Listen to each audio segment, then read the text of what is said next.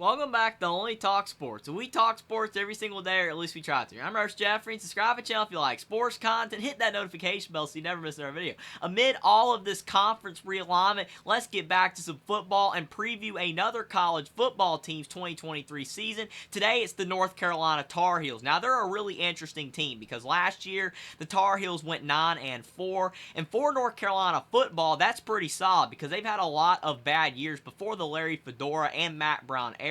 They used to really struggle in football, but they've had a lot more success lately, and they've actually been a team that's been very close to winning the ACC a few times. They've never really been able to crack the mountaintop and be able to supplant Clemson or even Florida State back in the past, but North Carolina has been a really solid team in football. The last year, they had a really solid season, but they did fall a bit short of where some people thought that North Carolina was going to finish, especially the way that North Carolina started the season. They kind of trailed off after that Georgia Tech game and the Josh Downs drop in the end zone, and it just was not really the same after that for the Tar Heels. But Drake Maye is back despite other programs' best efforts to take him away. The potential Heisman contending quarterback for the season in college football is returning to the Tar Heels. Drake Maye was great last year. He was one of the top 5 quarterbacks in passing yards last season, and I feel like there's a possibility he could have an even better year, despite the fact Josh Downs is gone, his top wide receiver threat, and the fact that the run game for North Carolina is not as good as it was during the Sam Howell era. I still feel like Drake Maye himself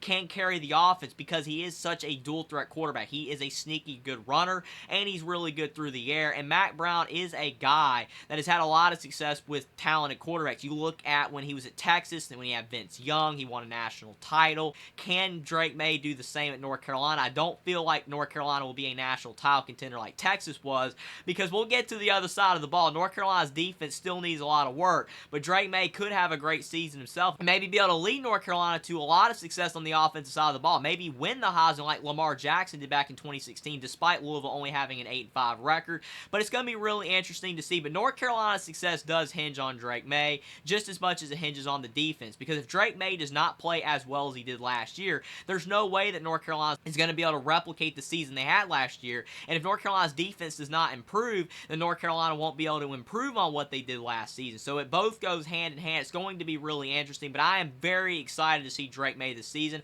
I think he's going to have a whale of a year. He should throw for a lot of yards, and as long as the offensive line, that was sometimes shaky last year, can improve a bit, I think that would help tremendously for Drake Maye and having a great season. But running back Elijah Green, he's important as well, because he only had around 500 plus yards last season on the ground. He's going to be the top back for the Tar Heels, and he needs more yards. He needs to help Drake Maye, because when you have a good running back next to a talented quarterback, it makes the world of difference. It really helps out the quarterback have even more success. Elijah Green, if he improves, which I think that he can because he is an upperclassman now, I feel like that would help out Drake Maye, and I do feel Elijah Green can have a better season this year. Then look at the wide receiver core. You got J.J. Jones, you've got Devontae Walker, and Nate McCollum. These are 3 wide receivers that are talented, and I feel like they all will take steps forward this year. None of them are Josh Downs, but if they can all kind of split the load that Josh Downs carried for North Carolina last year, that almost could make North Carolina's receiving room better, because Drake Maye would have more options to throw to instead of having a primary guy in Josh Downs. I do feel like that the wide receiver room is a bit of a question mark,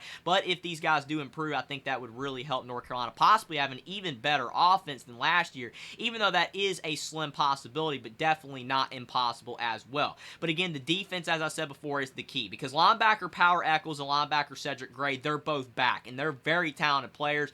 The fact that they're both linebackers makes North Carolina's linebacker room one of the better linebacker rooms in the country, but the issue with that is that's only the linebacker room. The defensive line room for North Carolina, it's not terrible. Defensive tackle Myles Murphy is the leader of that group. He is a solid player, but the back end has some issues. The corners and safeties for North Carolina last year got eaten up tons of times last season, and if they struggle again in the back end on defense, North Carolina will have tons of problems against Clemson and some of the other teams in the ACC that they're going to have to face this year. They're going to have to do better on the back end. They are a year older, a lot of those guys, so that could help for sure.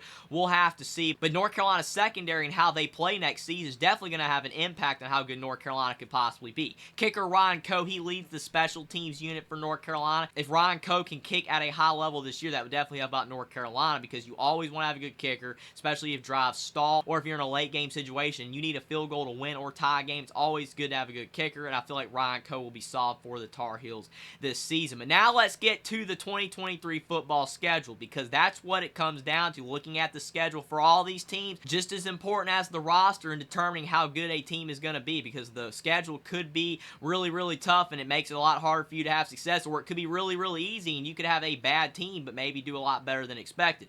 With North Carolina's schedule, I feel like it's in between. The ACC is definitely not one of the toughest conferences in the country like the Big Ten or the SEC. There are a lot of games that you would think that North Carolina could easily win, but they start out the season with a monster game on a neutral site. It's so big that game day is going to be there. South Carolina, their rivals. That is an important game for North Carolina. If they're going to want to have a lot of success this season, at least in the record books, having a really solid season, South Carolina is a must-win. Both these teams are about 50-50 in a lot of people's minds on who should win this game. I'm definitely going to be talking about this game before the Week 1 games begin. This is going to be a very fun game to watch. College game day obviously sees it as a very important game as well, because again, they are going to this game. It's going to be a night game as well, so it's going to be a fantastic atmosphere. Should be a split crowd because this game is in Charlotte, so it's kind of between Columbia, South Carolina, where the Gamecocks are, and Chapel Hill, North Carolina, where the Tar Heels are. So it's going to be really interesting to watch this game. It's really hard to peg whether I feel like North Carolina will win this game right now, but it's definitely a 50-50 game. Then App State at home.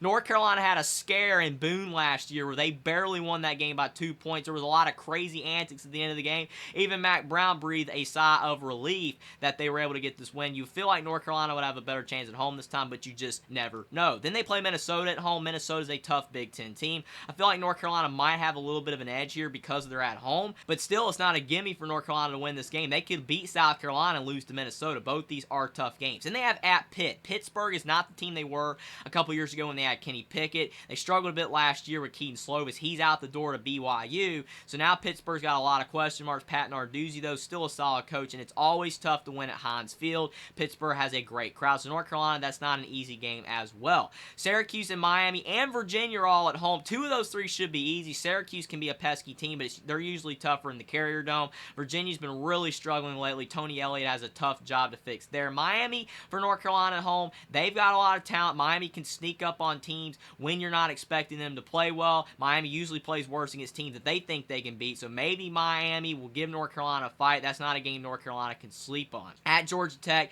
and then Campbell, and then Duke at home. These are three games North Carolina needs to win if they're going to have any shot of winning the ACC this season. At Georgia Tech, the Yellow Jackets are really struggling. Campbell, that's definitely a must-win there. Campbell's one of the gimme games that usually an SEC team would schedule, and then you've got Duke. Yes, it's your rival, and Duke's going to give it everything they've got, and they're much better than they used to be a couple years ago. Mike Elko's doing a fantastic job at head coach with the Blue Devils, but still, it's at home for North Carolina. They really should win that game. And then they've got a horrible two-game stretch in the season at Clemson and at NC State. Yes, NC State does not have Devin Leary anymore, but still, Dave Doran is a coach that definitely gets the Wolfpack to play hard every single game, and it's going to be in Raleigh. That's going to be a tough game, and that's following up the at Clemson game. Regardless of what happens in this game, if somehow North Carolina was able to pull out a win in Death Valley, it would be hard for them to follow it up with a win at NC State. It's always tough to do that because sometimes you give it everything that you've got, and in the next game, you just have nothing left in the tank. I feel like a split here would be best for North Carolina. You don't want to go 0-2, and I don't think they're going to go 2-0, so 1-1 if they can lose to Clemson and then beat NC State, that would be solid for North Carolina. But what does that make my record prediction for North Carolina football in 2023? I think the ceiling for the Tar Heels is 10-2,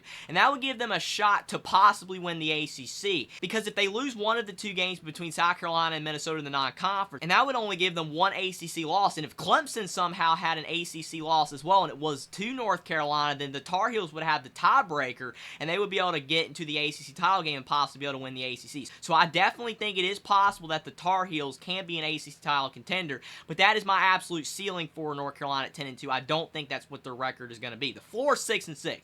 And why do I say that? Because North Carolina has had dud seasons before. When they had Sam Howell the last season, they went 6-7. The Tar Heels did not do good at all. And Mack Brown, he does actually have some pressure on him to do even better this season because he has been recruiting top 25 classes for North Carolina year in and year out, and a lot of people are expecting the Tar Heels to be a formidable ACC team this year and a possible ACC title contender. So he's not going to ever get fired from North Carolina, but if he cannot have success with the Tars, you definitely think that he possibly could retire in the future very soon because he is north of 70 years old. He's been a fantastic coach, but that would be the absolute floor for North Carolina if their defense just does not get it together and Drake Maye does not have a lot of help on the offensive end. Elijah Green does not take a step forward on the ground, and the wide receiver room is not able to replicate the success that Josh Downs was able to help Drake Maye with last year in the offensive line. line struggles. I could see North Carolina losing 6 games. That's the absolute worst, though. I really doubt that would happen.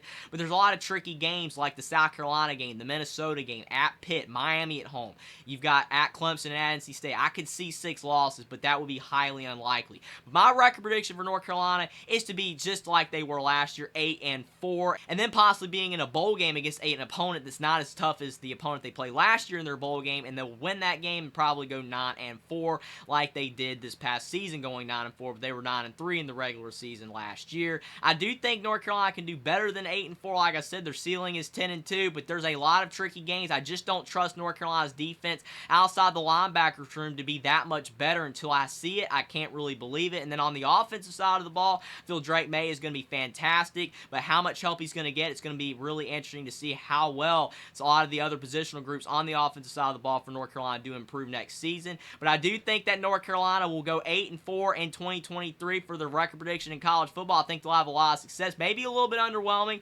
versus what people are expecting for North Carolina, but still a really solid season for Drake Maye, Mack Brown, and the North Carolina Tar Heels. Subscribe to the channel if you like sports content. Like this video down below. Comment down below what you think about the North Carolina Tar Heels football schedule in 2023 and their football team, and whether you feel like that they could do better, worse, or right at 8-4 in college football in 2023. Follow me on Twitter as well. Link is in the description, and I will see you next time.